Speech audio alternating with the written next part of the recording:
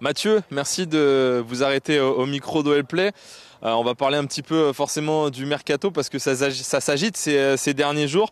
On a commencé à décoller après les turbulences des dernières semaines et cette rétrogradation en deuxième division qui finalement l'OL s'en est sorti. On sait qu'on a des contraintes du coup liées à la DNCG. Comment ça se passe ce début de mercato jusqu'à présent? Écoutez, déjà sur le terrain, très bien. Pour l'instant, la préparation se passe plutôt bien. Paolo est content des premiers matchs qui se sont passés. Maintenant, voilà, à nous de faire le nécessaire pour améliorer l'équipe. Donc pour revenir aux contraintes, oui, bien sûr. Alors déjà, une excellente nouvelle avec le fait qu'on reste en Ligue 1. Maintenant, bien sûr, on a dû travailler avec un budget plus restreint. La décision de la DNCG fait qu'on a dû travailler sur une masse salariale qui a baissé de plus de 50%.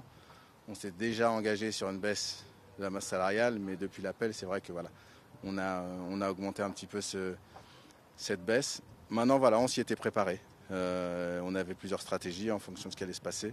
Et maintenant, c'est à nous d'être un peu plus intelligents, essayer d'être plus créatifs et trouver des opportunités sur le marché. Mais ça, la cellule de recrutement a très bien travaillé pour le faire. Justement, vous parlez d'opportunités sur le marché, c'est quoi? C'est des jeunes prospects, mais aussi des joueurs un petit peu avec de l'expérience, parce qu'on en a besoin aussi? Oui, bien sûr, ça va être un équilibre à trouver. Alors, on va changer de logiciel au niveau du recrutement. Les recrutements hors de prix, c'est fini, pour le moment en tout cas, parce qu'on doit s'adapter au nouveau budget avec les restrictions de la DNCG. Maintenant, je le répète, on est très préparé. On va essayer de se positionner sur des joueurs, oui, des jeunes joueurs à fort potentiel, avec des critères bien ciblés en fonction des besoins, du projet de jeu du coach. Donc c'était important de travailler là-dessus. Et puis aussi des joueurs de performance, des joueurs d'expérience. Il nous en faut toujours. On veut rester compétitif. Donc c'est important pour nous de trouver un bon équilibre, une alchimie dans l'équipe avec une mentalité, un collectif qui va progresser. Ça doit être une période mouvementée pour vous, c'est chargé en ce moment? Oui, oui, bon, ça fait un petit moment que c'est chargé, mais écoutez, on travaille dur depuis un petit moment. Comme je l'ai dit, la cellule de recrutement a beaucoup travaillé ces derniers mois pour se parer à cette situation-là. Donc on a commencé avec deux jeunes joueurs qui viennent d'arriver et ça va continuer. Donc des joueurs vont arriver, surtout offensivement. J'imagine que vous avez ciblé des postes en priorité, peut-être des secteurs de jeu, racontez-nous.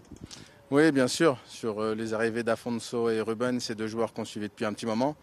On avait dans un premier temps développé la cellule avec un recruteur portugais qui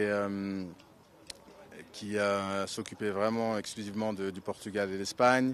Des joueurs avec des critères vraiment très spécifiques qu'on recherchait. Donc avec Afonso, de la vitesse, de la percussion et de la qualité en finition. C'est un jeune joueur qui a commencé à jouer l'année dernière avec le Sporting, mais qui n'avait pas de place. Et pour nous, les critères étaient très intéressants. Et concernant Ruben, c'est un joueur qu'on considère avec un potentiel important, avec les qualités qu'on recherchait. Depuis le départ de Jacob Bryan, il nous manquait un joueur avec de la vitesse, de la taille et fort dans les duels. Et Ruben représente complètement ça. On est vraiment très content qu'il nous rejoigne. Et comme je vous l'ai dit, ça va continuer.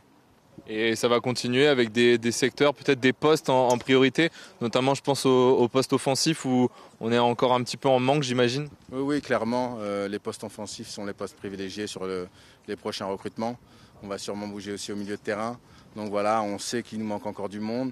Mais encore une fois, la stratégie, c'était d'abord de diminuer la masse salariale, aussi de se séparer de quelques joueurs pour faire les deux transferts qu'on a pu faire avec Ryan et Lucas.